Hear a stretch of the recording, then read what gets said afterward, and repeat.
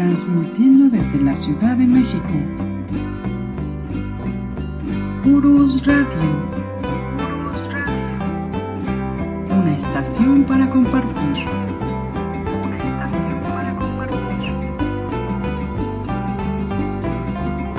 Urus Radio.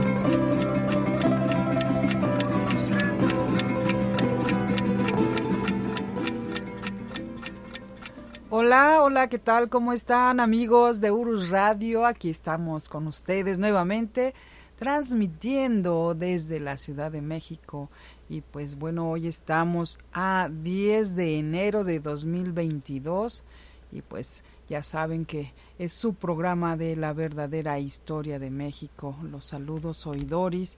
Y pues también está aquí con nosotros el profesor Francisco Mendoza, que ustedes ya lo conocen, es quien nos narra estas grandiosas historias de nuestro querido y amado México. Y pues bueno, vamos a saludarlo. Profesor, ¿cómo está? Buenas noches. Licenciada, buenas noches, amigos y amigas de Urus Radio. Qué bueno que están aquí con nosotros. Muy buenas noches. Con el placer de estar un lunes más, licenciada. Sí, un lunes más, profesor. Y pues seguimos con la serie de Antonio López de Santa Anna. Ya es el episodio número 2. Y pues bueno, saludamos rapidísimo a nuestros amigos que están aquí en el chat, a Ger Solano, Héctor González, Arturo Moreno, Osvaldo Ezequiel, Frida Loera, Rubén Aldama, a Carlos Hernández, Blanca Tinoco, a Ada Flora, Ismael Navarrete, Alejandro Alvarado, Misael Camargo, Ingeniero Miguel Ángel Madero, David Lobato, Ever González, Javier Quirós, Dulce Serena, y pues bueno, a Noé Zúñiga, Mario de Anda Guerrero también, y pues está Néstor González, Carlos Hernández. Saludos a todos, amigos. Y pues también a nuestros amigos, Emilio Barba es un niño de Casas Grandes, Chihuahua, también a Rosita, esposa de Fernando Rodríguez, y a sus hijos Nadia y Víctor, también a Belinda Vázquez, que cumplió años el viernes pasado, el viernes 7, y pues también queremos agradecer a todos nuestros amigos que nos promocionan, que nos recomiendan. Y pues hay varios podcasts que nos han recomendado. Está Historia para Tontos, muchas gracias. Migala, El Pasquín, también nos mencionó El Santo, precisamente de este programa. Radio de la República, pues muchas gracias, de verdad. Gracias por recomendarnos también a todos ustedes. Pues el día de hoy rompimos récord también de las descargas en la semana, ¿verdad, profesor? Así es, sí, rompimos el récord. Parece ser que ese tema les ha parecido muy, muy interesante a nuestros amigos, y eso que apenas llevamos un capítulo, hoy es el segundo, entonces se rompió récord de audiencia, licenciada, y pues tiene usted mucha razón, enviarle un saludo a todos estos programas hermanos que han hecho mención de nosotros, recomendando nuestro programa. Pues muchas gracias a todos ellos. Así es, y pues bueno, profesor, ya hay muchos de nuestros amigos esperando que nos hable precisamente de este personaje, pues es controversial, así es que adelante, profesor. Sí, licenciada, muchas gracias. No, pues solamente viendo aquí los mensajes, leyendo algunos de ellos, dice aquí nuestro amigo Mario de Anda Guerrero: buenas noches, licenciada y profesor, aquí puntual, como diría Enrique Iglesias, su programa es como una experiencia religiosa. Entonces, muchas gracias, de veras, son comentarios que nos siguen alentando, de veras, muchas gracias, de corazón se los decimos. Y bueno, ver aquí a nuestros amigos cada 8 días, yo ya espero ver el mensaje de Ger Solano, de Frida, del arquitecto, de varios de nuestros amigos, sí, ¿no? Claro. Estoy esperando leer sus mensajes cada 8 días, de veras, muchas gracias. Y bueno, pues platiquemos de historia, licenciada, y continuamos platicando de este personaje, como usted muy bien dice, controversial. Crea controversia, sea como sea, crea esa polémica, ese debate. Antonio López de Santa Anna. Nosotros hemos procurado en Urus Radio hasta donde hemos podido ser imparciales. A veces, bueno, nos gana la emoción y de pronto somos parciales con una situación o con un personaje, algo así. No lo podemos evitar, tenemos preferencias personales, ¿no? Por ciertos personajes. Vamos, a mí particularmente no me cae muy bien que digamos Venustiano Carranza. Hay gentes que sí, tienen muy buena impresión de Venustiano Carranza y pues a veces yo externo algunas situaciones, pero procuro hacerlo lo menos posible. En el caso de Santana hay un grupo pequeño, pero existe, un grupo que lo consideran un héroe de la patria. Hasta el día de hoy se considera un héroe de la patria. De hecho, en Turbaco, en Colombia, están a punto de hacerle un homenaje y una estatua a Antonio López de Santana allá en Colombia por todo el progreso que trajo a esa región allá en Turbaco, y allá le van a hacer un monumento. Yo solamente podría comentar, esto lo voy a decir en otras ocasiones, haciéndolo notar. Amigos, yo dividiría la vida de Santana en tres partes, o el devenir histórico de Santana en tres partes. La primera parte yo la culminaría, ¿sí?, en la Guerra de Texas.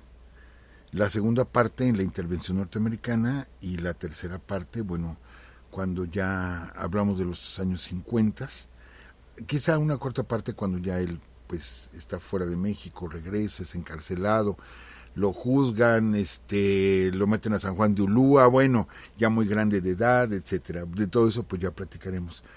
Pero bueno, yéndonos a las tres partes principales, amigos, si Antonio López de Santana hubiera muerto en San Jacinto, sí, cuando esa batalla, una batalla de 18 minutos que perdió porque lo agarran dormido, si él hubiera muerto ahí, ahorita México entero, el país entero, tendríamos Avenida Santana, ¿sí?, el Teatro Santana, el Mercado Santana, la Escuela Antonio López de Santana, el Hospital Santana, todo se llamaría Santana, así como encontramos Calle Hidalgo, Metro Hidalgo, Teatro Hidalgo, Mercado Hidalgo, Teatro Juárez, Avenida Juárez, Hemiciclo a Juárez, así sería Santana. Un héroe, pero súper reconocido en México si él hubiera muerto en San Jacinto, porque hasta ahí todo iba bien con Santana. Después de la caída de San Jacinto y que él es hecho prisionero, los tratados de Velasco, de los cuales ya platicaremos, viene una segunda etapa donde él tiene fracaso tras fracaso, ¿sí?, y no se diga durante la intervención norteamericana. Y luego tiene una tercera etapa donde sí se convierte por completo en un dictador. En un dictador, hace barbaridad y media, y nos quedamos con esa idea de esa última etapa en el gobierno de Santana, nos quedamos con esa última idea y juzgamos toda la vida de Santana de la misma forma. Por lo tanto, hoy vamos a hablar de una batalla prácticamente olvidada en la historia de México, que es la batalla de Tampico, sí, en 1829, prácticamente olvidada en la historia de México. Es más, me recuerda mucho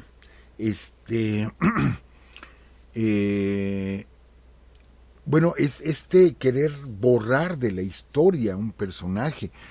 De hecho, se menciona esta batalla como la intervención de Barradas. Mejor se recuerda el nombre de Barradas, de Isidro Barradas, que el nombre de Santana. O sea, del perdedor, del español que vino a invadirnos otra vez, mejor se recuerda su nombre, para no mencionar a Antonio López de Santana. Pero no podemos negar, sería ponernos una venda en los ojos. Por eso yo prefiero dividirlo por etapas. Y hablemos de esta primera etapa. Les digo, no podemos evitar, ¿sí?, o no debemos hacerlo, evitar mencionar que gana Santana. Y que él es el único, hasta ese momento, ¿sí?, que derrota a un ejército extranjero. Toda la lucha por la independencia había sido entre mexicanos, pero derrotar así a un ejército extranjero es el primero que lo hace. Después lo hará Zaragoza, sí, pero lo hace primero. Y durante la intervención francesa, norteamericana, también se logra en Tabasco, en varios lugares, que se derrotó a los norteamericanos. Pero el primero que lo hace es Santana, ¿sí? El primero que rinde a un ejército, fue Santana, porque recibió la espada, recibió las banderas, recibió todos. El ejército se le rindió, el ejército español se le rindió a Santana. Él fue el primero que lo logró. ¿Quién fue el segundo que lo logró? Mariano Escobedo. Cuando Maximiliano le entrega la espada, ¿sí? Entonces se rinde el ejército imperial. Entonces el segundo que lo logra es Mariano Escobedo. Pero el primero fue Santana. Pero les digo, hablamos de esa batalla, ¿sí? Y nos olvidamos de Santana. ¿Por qué? Por ser Santana. Pero lo vamos a platicar aquí. La semana pasada platicábamos cómo es que se dan esas elecciones tan difíciles en 1828, 1829. Todo se empieza a preparar en el 28, en el 29 a inicios son las elecciones, donde van a participar 3 contendientes: Vicente Guerrero, ¿sí?, Anastasio Bustamante y Manuel Gómez Pedraza. Son los 3 que van a participar. Hay que aclarar, amigos, que en ese tiempo no eran las elecciones como aquí, como lo decíamos la semana pasada, sino que era por delegados. Cada estado daba 2 votos, ¿sí? Eran 19 estados en ese momento, y gana Manuel Gómez Pedraza. Le gana por 3 votos a Vicente Guerrero. Anastasio Bustamante queda en tercer lugar. Entonces, Manuel Gómez Pedraza tenía dificultades previas con Antonio López de Santana.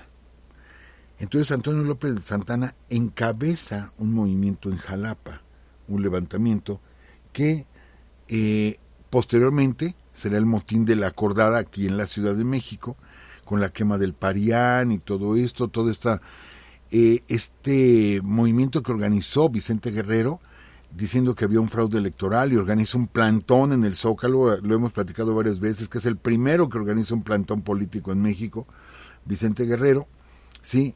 Y se da el levantamiento de Antonio López de Santana. Entonces se derroca al Congreso, se presiona al Congreso, y el Congreso, para evitar la guerra civil que ya se estaba desatando, que ya Santana había movilizado a su gente, ¿sí?, y que ya había habido enfrentamientos, de pronto el Congreso agarra y dice: ¿saben qué? Las elecciones no son válidas, y nosotros, la Constitución nos da poder para nombrar a Vicente Guerrero como presidente. Y queda Vicente Guerrero como presidente, ¿sí?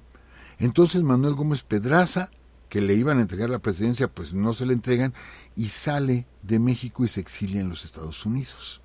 Allá se va Manuel Gómez Pedraza.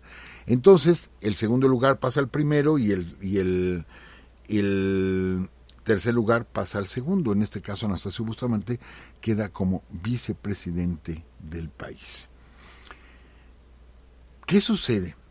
En 1829, siendo Vicente Guerrero presidente de la República, es cuando se da el movimiento de Barradas. Fernando VII, que aquí lo hemos platicado, es lo peor que le pudo haber pasado a los españoles, y lo mejor que nos pudo haber pasado a nosotros, no podemos negarlo, pero fue lo peor. El imperio totalmente se le desmorona a Fernando VII, pero así, completamente. Entonces, todas sus colonias, todos sus virreinatos, pues se independizan. Intenta Fernando VII, no solo en México, sino en toda América, recuperar sus antiguos territorios o sus antiguos dominios. Intenta recuperarlos. Entonces, él mismo da la orden, autoriza y da la orden de que se reconquiste el virreinato de la Nueva España, directamente Fernando VII. Perdón, con la idea de poner a su hermano. Ajá, sí, bueno, aquí el profesor tiene un pequeño absceso de tos, sí. Posiblemente comió algo que le lastimara la garganta, profesor. 10 minutos antes de iniciar la transmisión estaba yo comiéndome un sándwich, y yo creo que eso me dejó así como boronitas, ¿no? En la garganta. Pero ya estamos aquí. Fernando VII lo que busca es poner a su hermano en el trono, no por hacerle el favor a su hermano, si mal no recuerdo se llamaba Pedro, no por hacerle el favor a su hermano, sino por quitárselo de encima, ¿sí? Porque su hermano era el primero en la línea de sucesión cuando él muriera.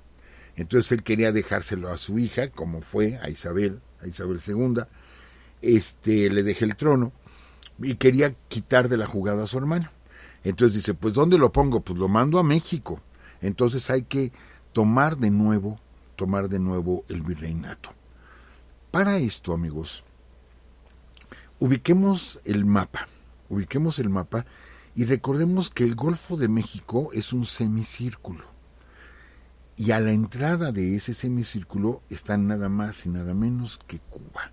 Bueno, Cuba, Puerto Rico, Haití, partido de la mitad la isla con Dominicana y varias islas, ¿sí? Pero Cuba es fundamental en todo esto, amigos. Ya Santana había propuesto la toma de Cuba, independizar Cuba, correr de ahí a los españoles que estaban ahí metidos y que tenían una gran flota y miles de soldados ahí en La Habana, y que era una amenaza constante para México. Aparte, ¿sí? Cuando los españoles se van, José María Dávila, un brigadier, él decide no irse y toma la fortaleza de San Juan de Ulúa. Al principio la toma con 200 hombres, después llegó a tener 2,000 hombres la fortaleza. Ahorita llegamos caminando a la fortaleza de San Juan de Ulúa por todas las adecuaciones que se le han hecho, pero San Juan de Ulúa era un islote, entonces no se podía llegar caminando, ¿sí? Por lo tanto, no se podía tomar la fortaleza, sino es que por mar, y México no tenía flota marina, no teníamos una flota marina, mas sin embargo los españoles llevaban alimentos, llevaban bastimento, llevaban armas, llevaban municiones, porque salían de ahí de La Habana, llegaban, atracaban en el muelle de San Juan de Ulúa, ¿sí? Y no pasaba absolutamente nada, no los podíamos atacar. Todavía en 1823, 1824, inclusive, cuando ellos se encierran ahí, en San Juan de Ulúa, se encierran ahí, se les da incluso el permiso de que algunos de ellos algunos españoles salgan a hacer compras al puerto. De hecho, el puerto está en paz en un buen tiempo, pero cuando llega Guadalupe Victoria a la presidencia, dice, no, es que hay que correr estos tipos. Entonces ordena el bloqueo, ¿sí?, de San Juan de Ulúa. Como represalia, desde San Juan de Ulúa empiezan a bombardear la ciudad de Veracruz. Es cuando se gana por primera vez el nombre de heroica ciudad de Veracruz, porque resiste los bombardeos que vienen desde San Juan de Ulúa. Vale mencionar que no es lo mismo un cañón de un barco que un cañón de una fortaleza. No es lo mismo. Entonces, México compra su primera flota en Nueva Orleans, pero flota realmente pequeña. Algunos barcos muy pequeños que se compran para fundar la Armada de México. Y estos barcos, aunque tienen cañones, pues son de bajo calibre comparados a los cañones que están precisamente en la fortaleza de San Juan de Ulúa. Y les digo, no es lo mismo, ¿sí? Los pequeños cañones no van a derribar las murallas de San Juan de Ulúa. En cambio, los cañones de San Juan de Ulúa se podían partir en dos, uno de los barcos de la Armada Mexicana. Aún así, comienzan un bloqueo. Dicen, bueno, no podemos tomar la fortaleza, pero los vamos a bloquear y los vamos a vencer, ¿sí? Que no les llegue alimento ni nada. Y Guadalupe Victoria también da permisos a barcos norteamericanos para que detengan a la flota española y empezar a asfixiar San Juan de Ulúa, ¿sí?, que es el último reducto de los españoles aquí en estas tierras. Bien, esto va a ser muy importante. La posición de Cuba va a ser muy importante. ¿Por qué?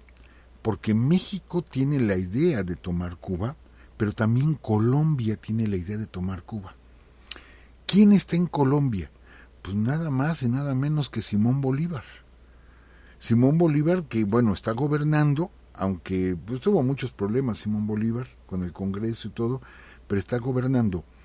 Y cita Simón Bolívar a un congreso en Panamá en 1826. Ahí van delegados de México, van delegados prácticamente de toda América, y la propuesta pues de Simón Bolívar es la defensa mutua y el que se integre, si no como un solo país, ¿sí?, pero sí una unidad entre todos los pueblos de la Hispanoamérica, cosa que después vemos que no funcionó porque ya había demasiados intereses. Entonces esto es en el año de 1826 y la propuesta era conseguir la independencia de Cuba, ayudar a los cubanos. De hecho, una flota mexicana, ¿sí?, intenta tomar Cuba. Son de esas veces que oímos cuando dicen en la historia, es que jamás tropas mexicanas han salido al extranjero a pelear, excepto el Escuadrón 201. No. Acuérdense que hemos platicado aquí que Mariano Matamoros entró en territorio de la Intendencia de Guatemala y tuvo batalla en la Intendencia de Guatemala. Posteriormente, Agustín de Iturbide intenta la invasión de El Salvador, ¿sí? Y Guadalupe Victoria intenta tomar Cuba. De hecho, hay una batalla, la batalla de Mariel, donde un barco mexicano es capturado y el resto, o sea, se perdió esa batalla y el resto de las naves mexicanas fueron a asilarse a Cayo Hueso, en Florida. Entonces, sí hemos tenido más batallas donde han salido, o sea, salieron de territorio nacional barcos mexicanos a atacar a Cuba. Pero les digo, como todo esto hay un manejo que hacen luego de la historia, que bueno, está bien. ¿Por qué era importante? Porque sabíamos que había la amenaza constante. Mientras nuestros embajadores, nuestros representantes enviaban cartas al gobierno de México, a Guadalupe Victoria, y le decían, se están organizando. Aquí en Cuba no hablan de otra cosa más que de tomar de nuevo el país. Nuestro embajador en Estados Unidos igual nos decía otra cosa. Hay que prepararnos, ¿sí? Hay que prepararnos. Efectivamente, se le da la orden a Barradas de que recupere el virreinato. Él pide 25,000 hombres, ¿sí? Y planean, a ver, ¿por dónde vamos a entrar a México? Por Veracruz nos van a estar esperando. Además, San Juan de Ulúa ya cayó en poder del gobierno mexicano. Están todos los cañones, no vamos a poder desembarcar en Veracruz. O sea, hacer lo mismo que hizo Cortés no lo vamos a poder hacer. Bueno, otra opción es Yucatán. Además, Yucatán está pegadito a Cuba. Nos pueden llegar muchos refuerzos y todo. Puede ser Yucatán. Vamos a fingir que vamos a atacar Yucatán. Y la flota de Barradas sale rumbo a Yucatán. ¿Para qué? Para hacer que el ejército mexicano se moviera, sí, con dificultad, pero se moviera hacia Yucatán, y de pronto la sorpresa es tomar el país por la ruta que tomó Javier Mina. Fíjense lo importante, como que Javier Mina ya lo olvidamos. No, seguía siendo muy importante, porque dicen, bueno, vámonos por donde se fue Mina. Entonces tomamos Tamaulipas, tomamos Tampico, ¿sí? Y de ahí avanzamos inmediatamente hacia San Luis Potosí. Igual que lo hizo Mina. ¿Por qué? Amigos, esto lo platicamos cuando la serie de la Guerra de México-Estados Unidos, platicábamos que Santana decide no atacar a los norteamericanos en Veracruz y esperarlos en su camino a Jalapa. ¿Se acuerdan que les platicábamos, quienes han escuchado esa serie, que les decíamos que Santana se basaba mucho en las enfermedades que se causan en las costas mexicanas? Por X o Y motivo, quizá porque vivió mucho tiempo en el puerto, pero Santana es inmune. Santana es inmune a la fiebre amarilla, es inmune al vómito negro. Y como la gran mayoría de sus fuerzas son veracruzanos, son inmunes. Sí, porque ya los han picado un montonal de mosquitos. Todas esas enfermedades se transmiten por los mosquitos. Y las temporadas fuertes de mosquitos son las temporadas de lluvia, ¿sí? De hecho, le habían dicho a Barradas, no intentes tomar el virreinato o desembarcar en el virreinato, bueno, el anterior virreinato, en época de calor y de lluvias, sino después en invierno intenta tomarla. Santana pues dejó ahí a los soldados americanos y cuando se les estaban empezando a morir fue cuando avanzaron hacia Jalapa y se da la batalla de Cerro Gordo. Pero bueno, pues es lo mismo aquí, ¿sí? Hacen el engaño de que van a tomar Yucatán, pero primero, no consiguió 25,000 hombres Barradas, consiguió nada más 3,000. No tenía toda la flota que él quería, tenía una flota pequeña. Pero aún así dice, ay, me siento muy fregoncito, finto que voy a atacar Yucatán y me voy hacia Tamaulipas, ¿sí? Y resulta que cuando va pasando por Campeche, bueno, ya se imaginarán, temporada de huracanes, y que les cae el primer huracán. No, pues los desarmó por completo, hizo que la flota se extraviara, quedan de verse en Cabo Rojo, Veracruz. Tarda una semana en poderse juntar otra vez, pero vienen mal, los barcos vienen mal, un barco se tuvo que regresar con 400 gentes, en fin, empieza a batallar Barradas para poder llegar a México. Pero al fin, es más, no podían desembarcar y Barradas ofrece una onza de oro a aquel que pueda nadando llegar a la orilla para informarse cómo está la situación en México, porque no podían desembarcar por la marea tan alta en Tamaulipas, la marea es muy alta. Entonces, sí, ya por fin desembarca Barradas, esta persona que bajó a tierra le informa que no hay soldados cerca, hay una guarnición con 1,000 hombres en Tampico, él desembarca más al sur de Tampico, sí, les digo, todavía en el lado veracruzano, y comienza a avanzar por tierra hacia Tampico, ¿sí?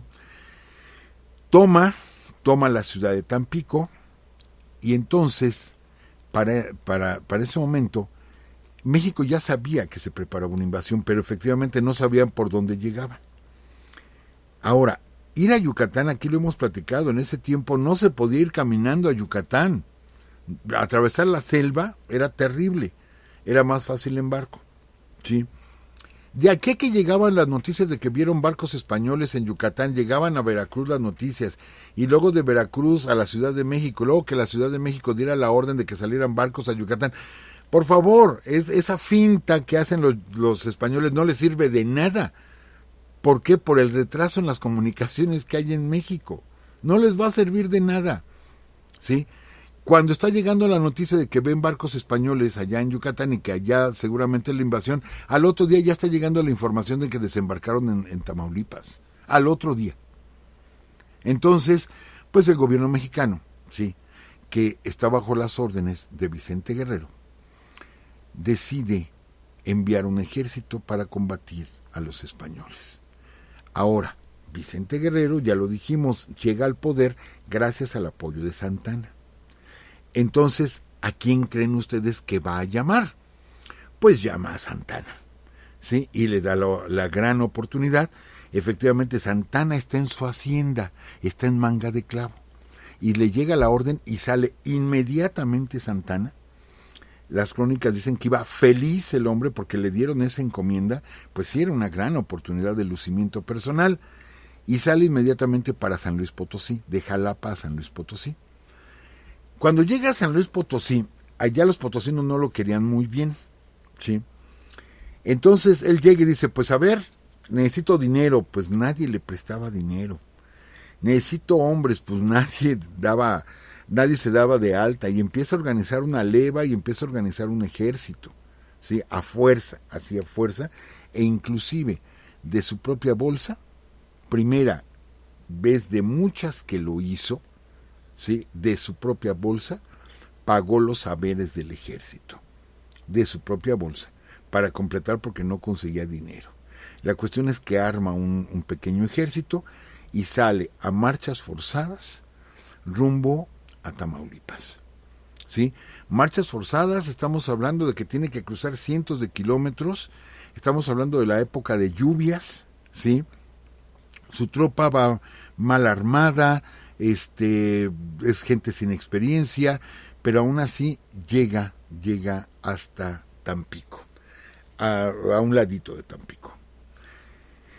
Resulta, amigos, que Barradas, cuando ya llega a Tampico, no se pueden mover hacia San Luis Potosí y empieza el vómito negro, ¿sí? Y la fiebre amarilla a diezmar a sus fuerzas. Pero fuerte, ¿eh? Fuerte, o sea, eran muertes y muertes y muertes por las enfermedades de la costa mexicana.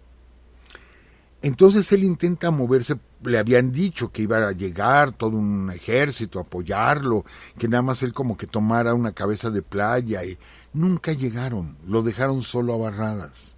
La verdad es esa, lo dejaron solo. ¿Sí? Laborde, que era el comandante general de Cuba, llegó con él, agarra un barco y se regresa a La Habana y jamás le envió ayuda ni nada. Dejan solo a Barradas, ¿sí? Pero bueno, Barradas se mueve hacia Altamira. De estar en Tampico se mueve hacia Altamira. Llega Santana junto con Manuel Mier y Terán. Llegan los dos, ven las posiciones, una medio fortaleza que habían construido ahí los españoles, y dicen, vamos a atacar, ¿sí? Y efectivamente atacan y derrotan en la batalla de Tampico, derrotan a los españoles. Entonces Santana agarra y habla con el comandante, pero él no sabía, Santana no sabía que Barradas no estaba, y que Barradas se había ido con una fuerza muy importante a Altamira. Él no lo sabía. Él pensaba que se iba a encontrar con Barradas. Entonces, pues llama a Barradas y dice, no, pues es que aquí no está Barradas, estoy yo, un X comandante, ¿sí? Dice, se tiene usted que rendir. Entonces, cuando está en lo de la rendición de estos cuates, que pues no tenía, o sea, el español esperaba órdenes superiores, le avisan a Santana que viene Barradas, pero viene ya entrando a Tampico, ¿sí? Viene entrando a Tampico con el grueso del ejército español. Entonces, vean la astucia de Santana. Santana ya no le daba tiempo de escapar porque él cruza el río para poder rendir a los españoles, y de aquí a que cruza otra vez el río lo hubieran hecho pedazos. Entonces le dice a uno de sus oficiales, le habla al oído, le da una instrucción y se va el oficial. Y Santana, ¿sí?, lo que hace es meterse en una casa que pertenecía a un francés, que tenía una representatividad por parte del gobierno de Francia en el puerto de Tampico. Por lo tanto, la casa era neutral, ¿sí? Ahí se encierra, hagan de cuenta que se metió en una embajada. Ahí se encierra Santana. Entonces llega Barradas con el resto del ejército, ¿sí?, y se entrevista con Santana. Entonces Santana le dice, ¿sabe qué? Ríndase, porque pues lo vamos a acabar. Y Barradas dice, no me rindo, o sea, no me voy a rendir, ¿sí? Barradas no sabe bien qué es lo que está pasando. Cuando llega corriendo el oficial al que había mandado Santana, llega corriendo el oficial y le entrega una carta a Santana. Santana abre la carta delante de Barradas y se la muestra y le dice, ve aquí, me están informando que un poderoso ejército está a punto de llegar. Lo engañó, pero por completo. Entonces, cuando ahí Barradas pudo haber hecho pedazos a Santana, pero una argucia de Santana lo salva, porque Barradas lo que hace es esconderse en la fortaleza inmediatamente, esperando que les llegue la ayuda que nunca llegó. Esperando que les llegue la ayuda, salen inmediatamente Barradas y su gente, se meten en la fortaleza, empiezan a prepararse porque va a llegar un superpoderoso ejército, ¿sí? Y Santana ahí se da cuenta de que ese famoso ejército de Barradas ya son unos cuantos hombres, porque muchos igual seguían enfermos o muchos ya estaban muriendo por todo el tiempo que llevaban allí en la costa. Entonces, junto con Manuel Mier y Terán, deciden atacar la fortaleza que tiene Barradas. La atacan durante la noche del 10 de septiembre, y al amanecer del 11 de septiembre de 1829, Barradas se tiene que rendir. ¿Sí? O sea que sí los derrotó realmente, sí los derrotó con el apoyo de Manuel Meriterán, los derrota por fin a los españoles, se rinden, entregan espada, entregan banderas, entregan artillería, entregan fusiles, los meten a la cárcel a todos para que vayan saliendo poco a poco hacia Cuba, y durante 3 meses es la salida de los españoles y se van todos a Cuba. Y México los derrota. 11 de septiembre de 1829, México derrota a la fuerza que pretendía recuperar el virreinato para Fernando VII. Y en ese momento Santana se va a las nubes.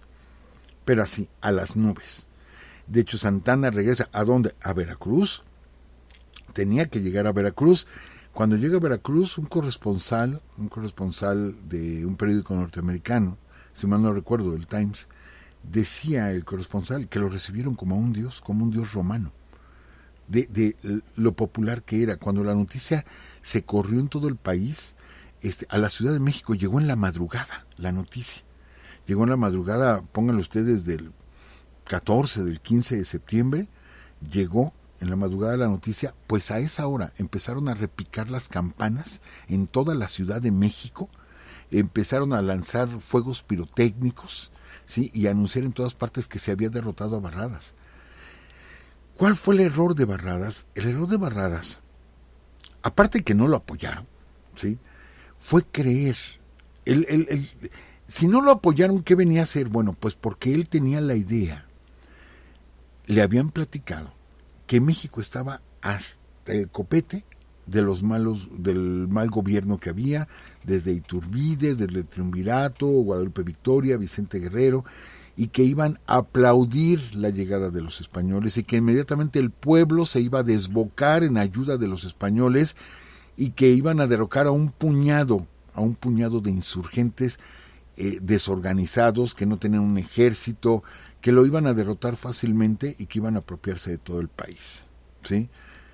¿Quién le iba a decir, no? Después Lorenzés iba a pensar lo mismo. Con 6,000 hombres soy dueño del país. Ajá, sí, cómo no. Pues eso pensaba Barradas. Y se dio cuenta de que no. Es más, cuando él llega a Altamira está vacío. Y se practicó la tierra quemada en Altamira. El pueblo de Altamira salió y quemó todo. No les dejó nada. Tenían problemas hasta para abastecerse de agua. De ese tamaño, ¿sí? Habiendo tantos ríos y todo, bueno, pues el problema es que les daba miedo contaminarse de enfermedades. Entonces no tenían ni agua, no tenían alimentos. Era falso que el pueblo de México quería regresar al dominio español. Completamente falso. Entonces, pues, les digo, se gana esa batalla. Se capturan esas banderas que actualmente yo tengo mucha curiosidad de verlas. Están en el Museo de Historia de Tampico. Ahí están las banderas que se capturaron de la expedición de Barradas. Y Santana, les digo, se va a los cuernos de la luna. Es más, a Santana se le nombra benemérito, ¿sí? Fue la primera persona en vida que se le nombró benemérito.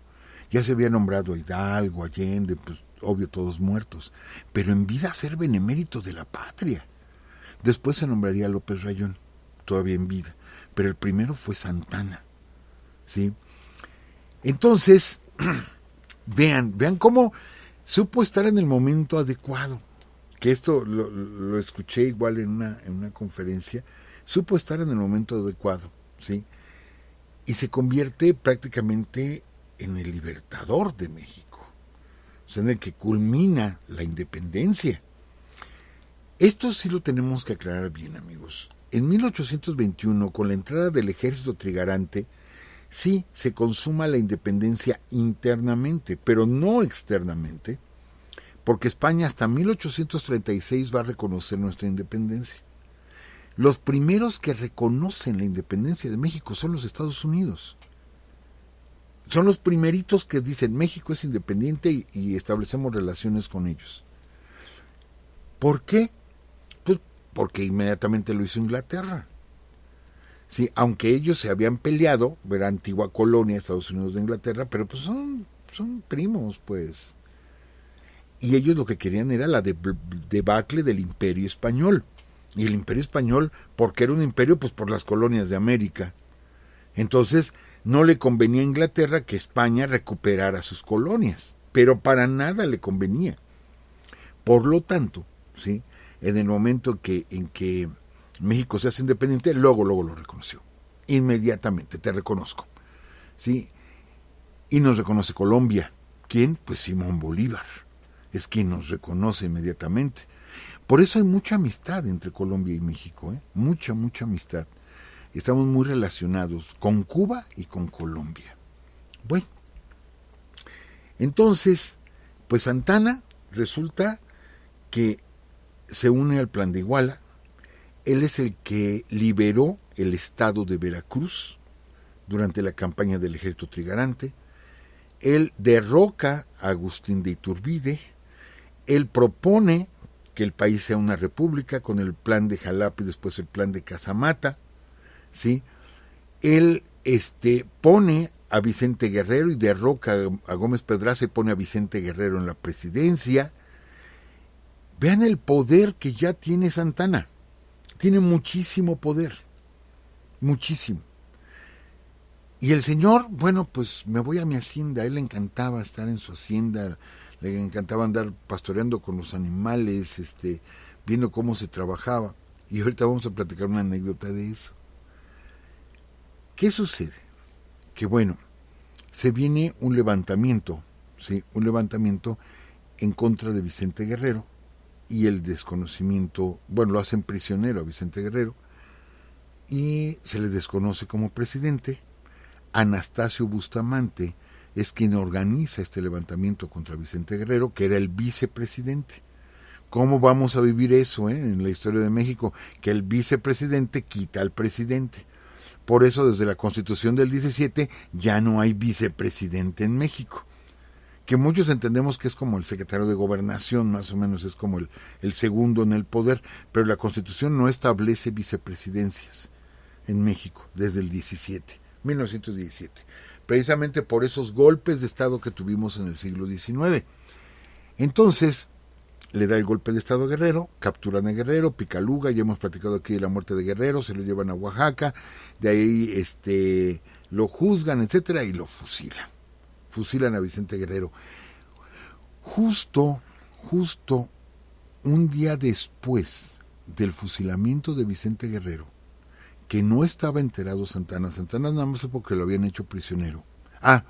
Pero para esto, Santana se aleja de Guerrero, ¿por qué? Porque siendo el héroe más popular de México, por lo menos lo hubiera puesto como secretario de guerra, lo que ahorita es la Secretaría de la Defensa Nacional, como secretario de guerra.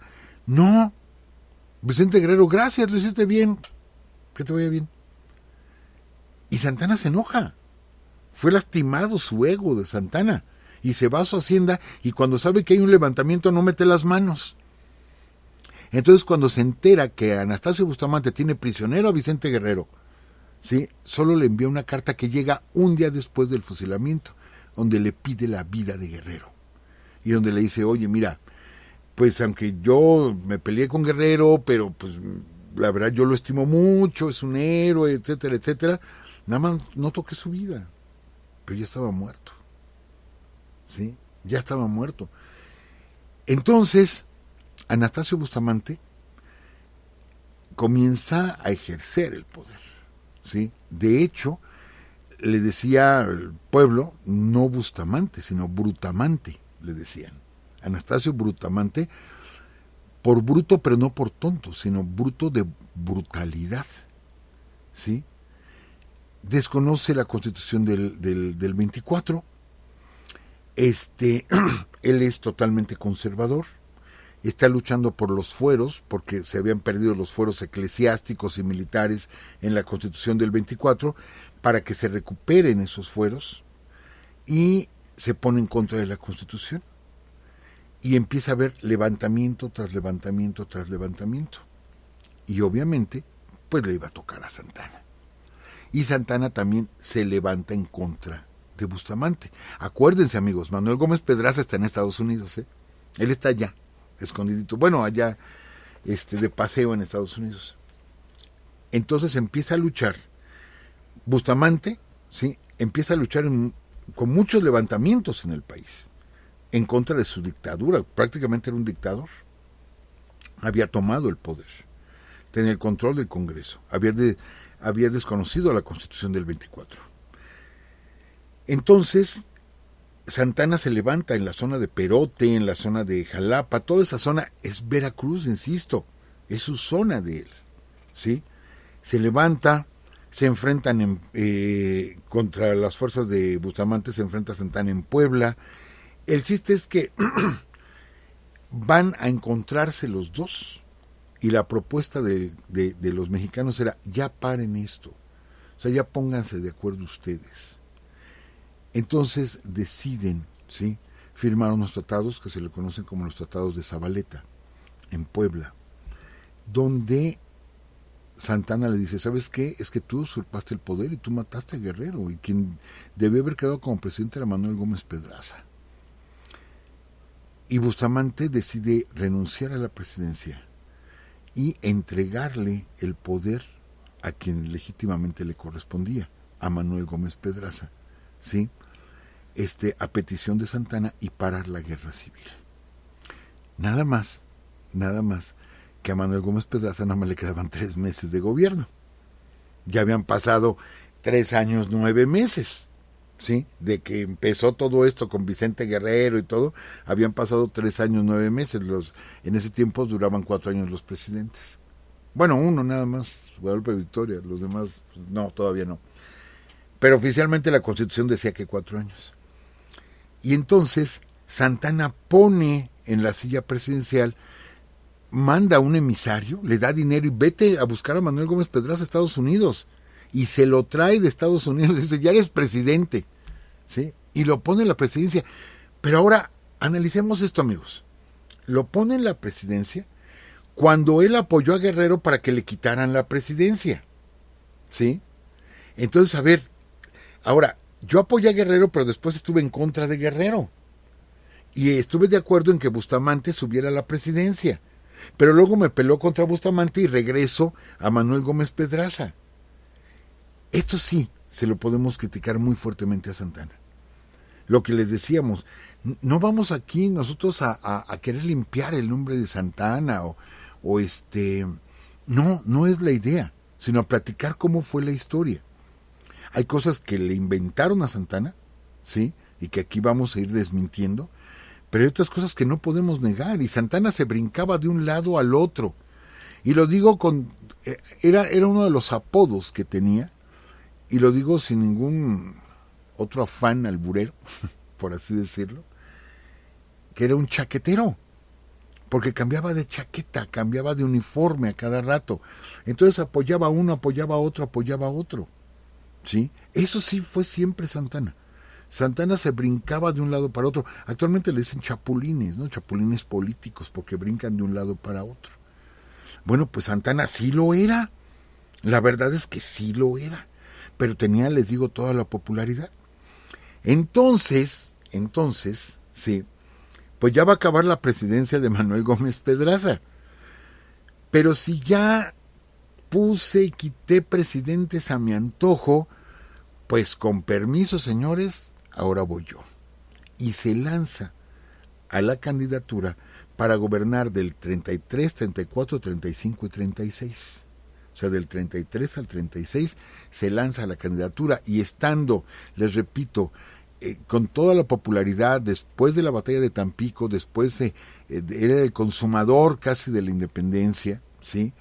Pues obviamente arrasó en las votaciones. Prácticamente todo el país, salvo 2 estados, San Luis Potosí y Zacatecas, ¿sí?, todos votaron a favor de él y queda como presidente. Pero bueno, es Santana. Y se acuerdan que les platicamos de su boda, de que se casó por poder y el papá de la novia ocupó ese lugar. Bueno, pues lo mismo fue con Dolores Tosta después de la muerte de su primera esposa. Lo mismo fue, ni siquiera su boda se presentó. Pero amigos, ni siquiera se presentó a tomar posesión. Primera vez que fue presidente, ni siquiera se presentó, mandó una carta, envió una carta donde dice: estoy enfermo y me retiro a mi hacienda.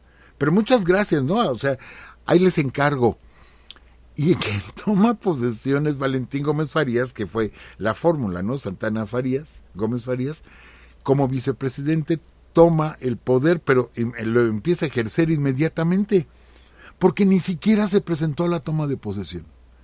Así de ese tamaño Santana. Si no se presentó a sus bodas, pues menos a la toma de posesión. Toma el poder Valentín Gómez Farías y él se va a su hacienda. Estamos hablando de 1833, ¿sí? Por eso les decía, él fue 6 veces presidente realmente, aunque 11 veces ocupó la presidencia, pero oficialmente fue 6 veces, nada más. Ahí comienza otra etapa de Santana. ¿Por qué? Porque quien gobierna México es Valentín Gómez Farías, que es un liberal, ¿sí? Y un liberal radical. Entonces Santana le decía, tú gobierna, o sea, yo me quito de la pena, yo soy el presidente, sí, tengo el título, ¿no? Pero pues tú gobierna. Y no se mete, aguas aquí para los críticos de Santana, no se mete para nada en asuntos políticos, siendo el presidente de la República. Por un lado, qué mal, porque tiene una responsabilidad ante toda la nación. Y si prácticamente todo el país votó por él, está faltando a su responsabilidad. Pero por el otro lado, lo acusan de los cambios que se dan durante su gestión. Los cambios que propone el Congreso y que son todos aceptados y que son las leyes durísimas contra el clero y durísimas contra el ejército. Son leyes, es el inicio de lo que va a ser después las leyes de reforma. ¿Sí? La ley, les repito, contra el clero. Todas esas surgen en la gestión de Santana. Y dicen, vean cómo era un tirano Santana. Perdón, Santana no estaba en el gobierno. Quien estaba era Valentín Gómez Farías. Santana no tuvo nada que ver. Nada que ver. Entonces, ¿sí? Hablan pestes de Santana, ¿sí? Sus rivales políticos. Cuando ve que el pueblo está molesto, entonces regresa y quita a Valentín Gómez Farías, ¿sí? Hace una especie de levantamiento y se va contra Gómez Farías. Pero nada más quita a Gómez Farías ahí y pone a un amigo de él, Manuel Barragán, Miguel Barragán, veracruzano también, y lo deja en la presidencia y se regresa a Manga de Clavo. Entonces él no está tomando las decisiones del país. Esto por lo siguiente, amigos, porque los cambios que se están dando en el Congreso, ¿sí? Nos llevan, y los problemas que tiene México, nos llevan al cambio de régimen. Las leyes se van adaptando y se cambia el régimen de federalista a centralista. Y Santana dice, pues eso dijeron, pues está bien, ¿no? Pues nos volvemos centralistas, yo voy a tener todo el poder. En fin, que yo ni mando. ¿Sí? Él tiene a su gente mandando ahí en Palacio, a Barragán. Entonces, cuando se convierte en México al centralismo, un Estado protesta inmediatamente. Dice, nosotros no vamos a acatar esto, nosotros no vamos a permitir que desde el centro nos manejen, y somos un Estado libre y soberano, que fue el Estado de Zacatecas. Santana regresa de Manga de Clavo, organiza un ejército, vámonos contra los de Zacatecas. Y ándele, derrota a los zacatecanos. Y a ver, si el Congreso dijo que somos centralistas, no sé si entendía siquiera Santana lo que era, o las consecuencias de centralista o federalista, ya ni sé, hasta de eso dudo de él. Pero bueno, no, o sea, acepta que nos convirtamos al centralismo. Estamos hablando de 1835. Después de que derrota, ¿sí? En abril de 35, derrota a los zacatecanos. Otro territorio, no un estado, porque hubiera sido el estado de Coahuila, no, un territorio, una parte del estado de Coahuila también protesta y dice, no queremos el centralismo, ¿sí? queremos el federalismo y nos vamos a retirar de la Unión. También Yucatán lo hizo. Y nos vamos a retirar de la Unión. Esto fue el territorio de Texas. Ahí encontraron el pretexto, ¿sí?, por las leyes que había impuesto Santana, que ya vimos que no puso esas leyes Santana. Santana, aunque era el presidente, no estaba a cargo de la presidencia. Entonces, los tejanos de ahí se agarran. Pero esto fue una tremenda farsa. Ellos se hubieran agarrado de cualquier cosa los tejanos. ¿Por qué? Porque no eran los mexicanos, sino eran los norteamericanos que ya se habían metido a nuestro territorio, y que vale mencionar que los primeros colonos norteamericanos que entran a territorio mexicano, ¿sí?, lo hacen con el permiso de Agustín de Iturbide. Son los primeros. Manuel Mier y Terán, que fue secretario de guerra de Guadalupe Victoria, pero ya les hemos platicado que no se llevaban bien. Terán y Guadalupe Victoria renuncia como secretario de guerra y lo nombran parte de una comisión para marcar los límites con los Estados Unidos. Manuel Mier y Terán se va a toda la zona de Texas, hasta el río Sabina, ¿sí? Y cuando regresa Manuel Mier y Terán a México, dice, ¿saben qué? Texas ya lo perdimos. Porque allá, de cada 10 habitantes, solo es uno mexicano y son 9 norteamericanos. Porque nadie habla español, porque no son católicos, porque tienen esclavos. Fue el primero que dijo, ya se perdió. O sea, Texas lo perdimos, ¿sí? Estamos hablando de 1827. ¿Sí? Texas se perdió.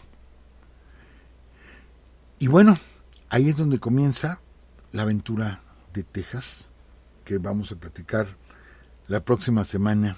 Platicaremos del Álamo, de un tipo para mí odioso que es Davy Crockett, de Emily West, en fin, de varios personajes del Álamo, de Goliat y de San Jacinto.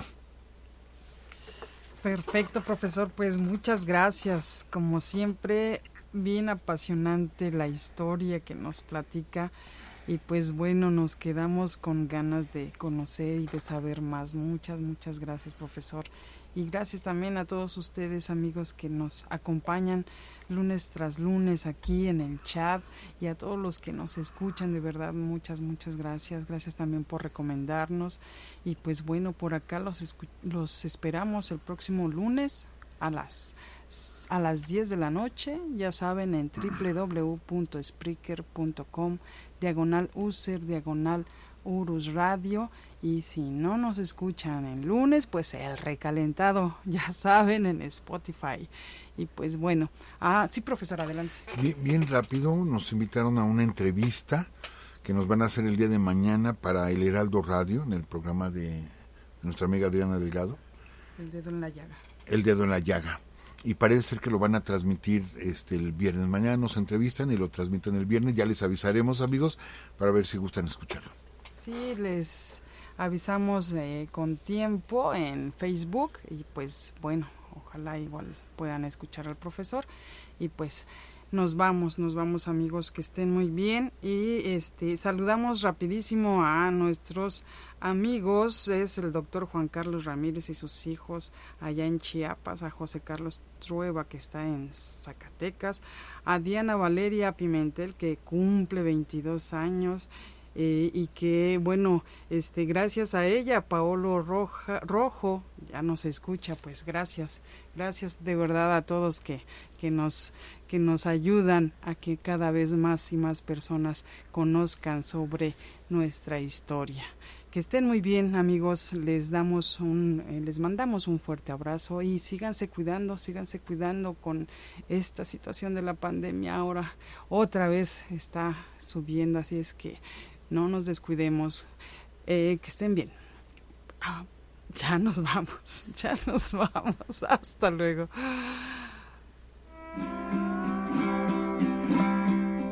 Esta fue una transmisión más de Urus Radio. Urus Radio. Los esperamos el próximo lunes a las 10 de la noche. Hasta entonces.